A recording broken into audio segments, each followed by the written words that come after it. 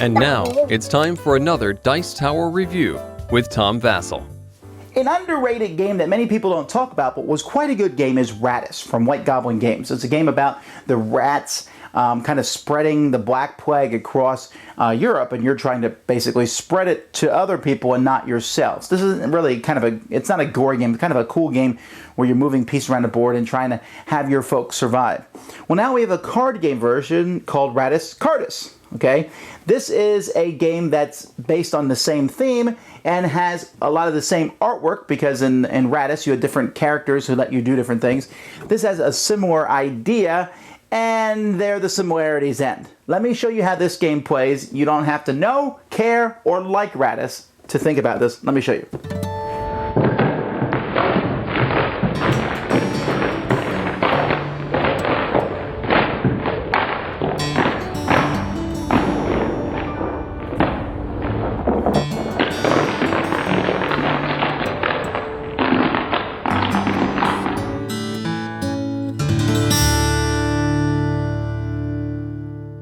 Alright, in this game, like most games, you're trying to get many points. You're going to get points from being the farthest on these tracks at the end of a game. You'll get 10, 5, or 2 points, depending on how far you are on each of these tracks. And you have markers that you'll use to mark how far you get on the different tracks. You'll also get points if you have the most gold coins. And you can lose the game, no matter how many points you have, if you have too many rats. See, players are going to start the game with a certain number of rats. There's rat tokens that come in denominations of 1, 3, and 5. And at the end of the game, you're going to turn over, there's 5 cards randomly placed here. And these are cards that you will use during the course of the game. But these cards tell you how many rats you're safe from. They're nuns. So you can see here that there's 4 purples on this one, 5, 6, 7, 8, 9, 10, 11, 12, 13. So you're going to be safe from 13. As long as you have 13 or less rats, you're fine. But you never know how many are underneath these, so you have to be careful about taking rats over the course of the game. These are piles of special cards that may or may not be in the game, because the way the game works is there are 2 different buildings of each type. There's different types here. You can see this was the military type. There's 2 different buildings in military type, the castle, and this is the fort, the keep. You pick one of those types, and then there's 5 cards of that type, and you put them in a pile and you mix that pile together, and you'll have 30 cards, although some of them are taken out depending on the number of players, because you're going to turn over 2 or 3 cards at the top at the beginning of each round. And when you run out of cards in this pile, that will begin the final round. Now, the first thing players will do each round is each player gets an action based on what's on top of these cards. If you look up here, you'll see there's 3 little actions there. This one here lets you draw 4 cards from the deck. This is one of the ways to get more cards. You're going to be drawing cards, these people cards. This one here lets you get rid of a rat and lets you look at one of the nun cards. This one here lets you draw 2 cards and get rid of a rat. So each player, in turn order, or you can do it all at the same time, decides which of those actions they want. Then each player is going to send out someone of their color to one of these buildings. And this is done in turn order. When they do that, they are allowed to, although they don't have to, play as many cards from their hand in front of them that they're going to be using in that building. Once players do that, they're going to reveal the cards that they played. So let's say I went to the church building, and these were the 3 cards that I played. I get to move, since I played 3 cards that are 3 people, I get to move up 3 spaces on the church track, which is right here. However, since one of the people I used is not a church card, see these 2 are church cards, I will get 1 rat. So if you really want to move up on a track with any card that's a person card, you can, but you'll get rats for using extra people. Remember, rats can be dangerous. Then each person, whoever has used the most cards in a building, gets to use the main action of that building, and everyone else can use the secondary action. If there's a tie, the person who is farthest, who put their token on first, so let's say orange and blue both went there, and orange and blue both played the same number of cards, then orange would win the tie. And so each building gives special abilities. So for example here, this one lets you get rid of 2 rats, and everyone else gets to get rid of 1 rat.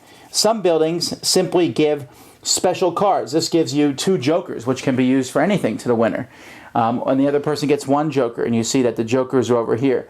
Other buildings give you these other cards. Coins. Whoever has the most coins at the end of the game wins. These time cards let you pass. When you're placing the cards, you can pass. You don't have to go when it's your turn.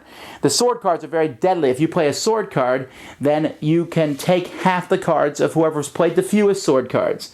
And here, whoever's played the most flutes can give one of their rat tokens to someone who's played the least flutes. So these special cards, they may not even be in all the games. It depends which buildings you've picked. So you're going to keep doing this. You're going to keep playing cards, and you're going to be moving up and on the tracks here. As I said at the end of the game, you'll score points for where you are on the tracks.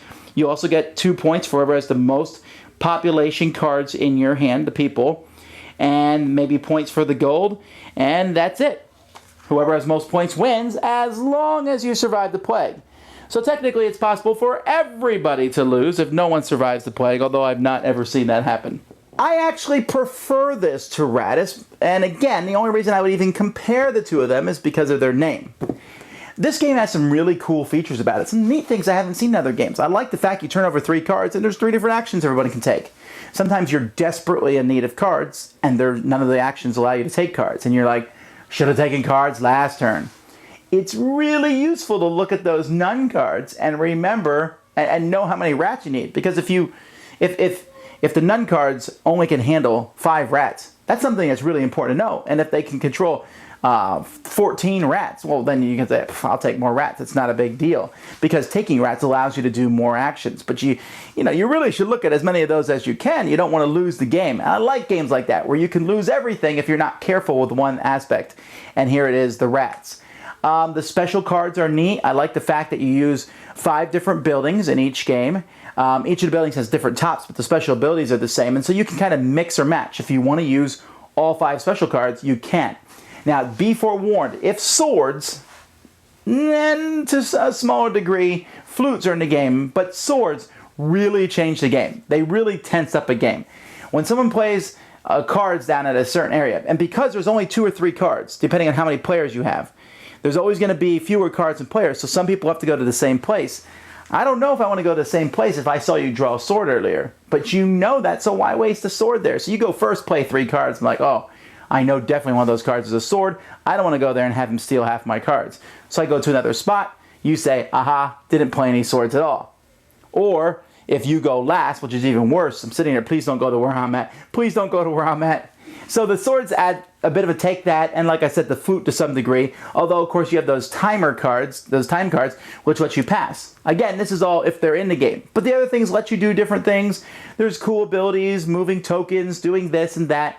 It's nice. It has a good replayability factor because of that. It's easy to teach. It's different. I don't know that you'll play many games that are like this, and it's not a game where you play cards, draw cards. You play as many cards you want, and you might draw some cards. And at the same time, there's those 5 tracks. Now that's in other games where you're trying to be the highest on them, but it works. I wouldn't say it's super thematic, except maybe the rats and the Black Plague overcoming you and you dying. But it's not super thematic, but it plays quickly. The box says 30 to 45 minutes. I think 30 minutes is a really good number there. That seems to work pretty well. So that, ladies and gentlemen, is a good quality game called Rattus Cartus. Thanks so much for watching the Dice Tower videos. Find more great videos and reviews, as well as our top-rated audio podcast at Dicetower.com. You can also find other great shows at Dicetowernetwork.com. I'm Eric Summerer, and you've been watching The Dice Tower. The Dice Tower is sponsored by Cool Stuff Inc., where you can find great games for great prices. Cool stuff in stock. Check them out at CoolStuffInc.com. Shut the door. Do.